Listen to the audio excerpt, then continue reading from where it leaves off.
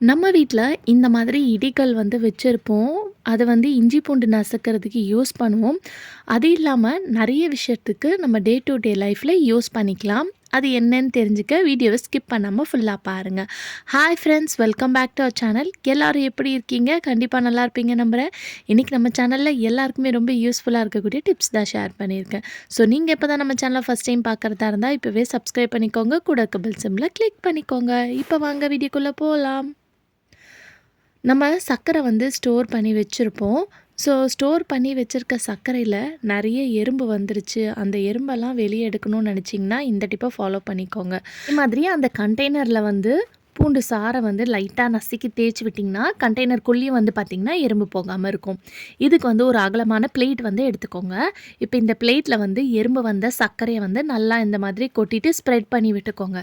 Spread பண்ணி விட்டுட்டு ஒரு பூண்ட வந்து அதோட தோல உரிச்சு இந்த சைட்ல வச்சு விட்டுருங்க.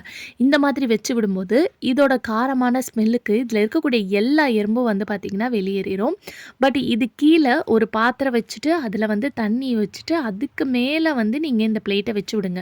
ஏன்னா நம்ம கவுண்டர் டாப்ல வச்சு பண்ணும்போது, இந்த எறும்பெல்லாம் வெளியேறிச்சுன்னா மத்த பொருள்ல போயிரும். ஸோ அத அவாய்ட் பண்றதுக்கு இந்த மாதிரி ட்ரை பண்ணிக்கோங்க.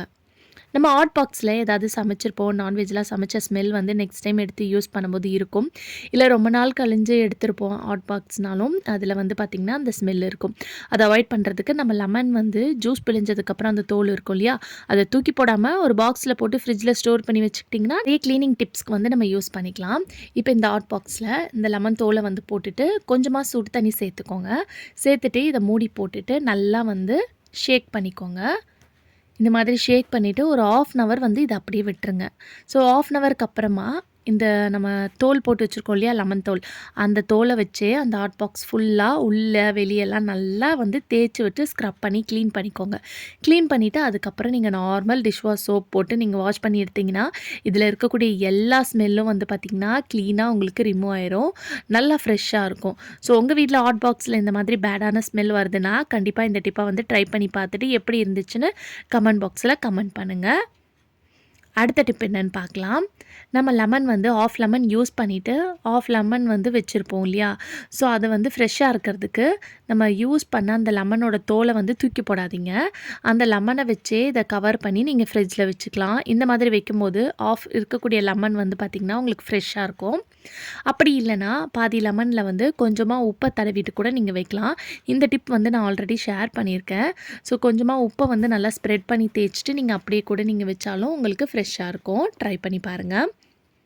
நம்ம வீட்ல இடிகள் வந்து இஞ்சி பூண்டு நசுக்கிறதுக்கு யூஸ் பண்ணுவோம். பட் அதையும் தாண்டி நிறைய டே டு டே லைஃப்ல நம்மளுக்கு இது வந்து ஒரு மணி சேவிங் டிப்பா வந்து பார்த்திங்கன்னா இருக்கும். ஸோ ஒன் பை ஒன்னா பார்க்கலாம். ஃபஸ்ட்டு வந்து நம்ம வீட்ல யூஸ் பண்ணக்கூடிய சிசர்.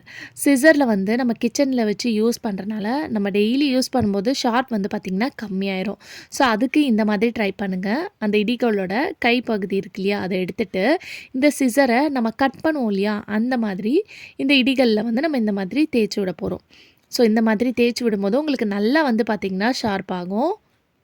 ஸோ ஒரு சைடு இந்த மாதிரி பண்ணதுக்கப்புறம், திருப்பிட்டு இன்னொரு சைடும் வந்து நம்ம இதே மாதிரி பண்ணணும். ஸோ இது மட்டும் இல்லாமல் நம்ம கிச்சனில் யூஸ் பண்ணக்கூடிய சிசர், நைஃப்லாம் வந்து பார்த்திங்கன்னா ரொம்ப எண்ணெய் பிசுக்கு அழுக்காயிரும்.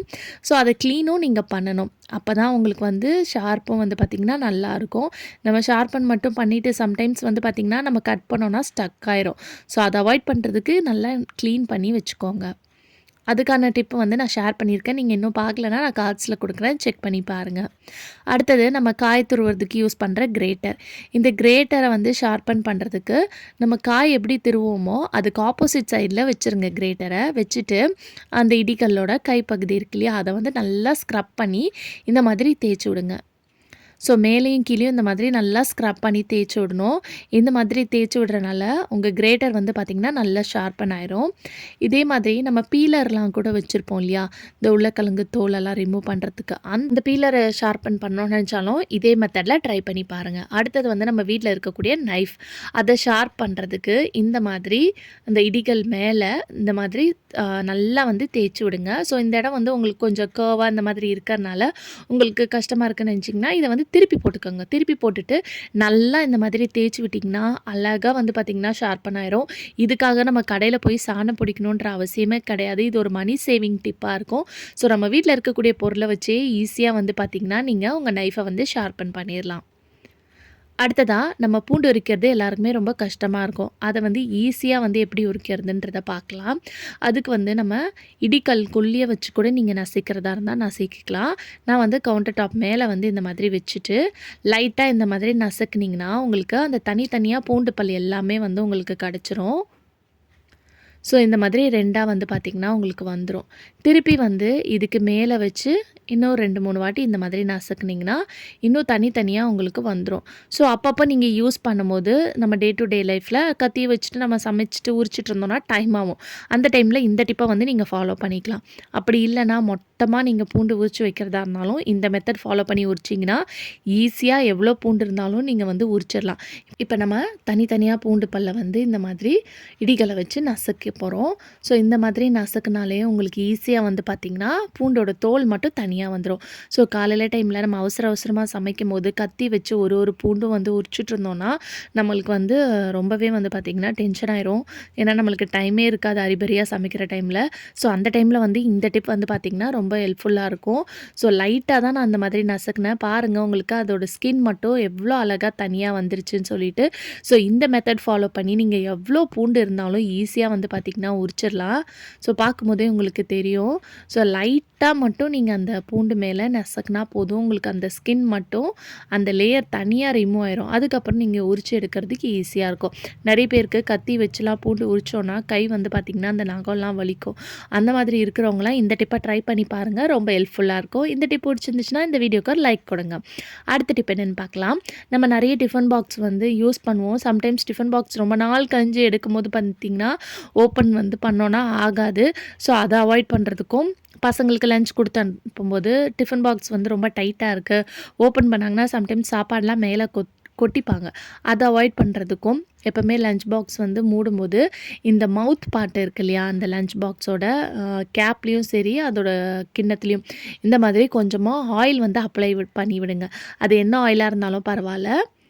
ஸோ இந்த மாதிரி மவுத்தை சுற்றியும் அதோட மூடியை சுற்றி இந்த மாதிரி அப்ளை பண்ணிவிட்டு நீங்கள் க்ளோஸ் பண்ணிங்கன்னா எவ்வளோ நாள் கழிஞ்சு நீங்கள் ஓப்பன் பண்ணாலுமே அது உங்களுக்கு ஈஸியாக இருக்கும்.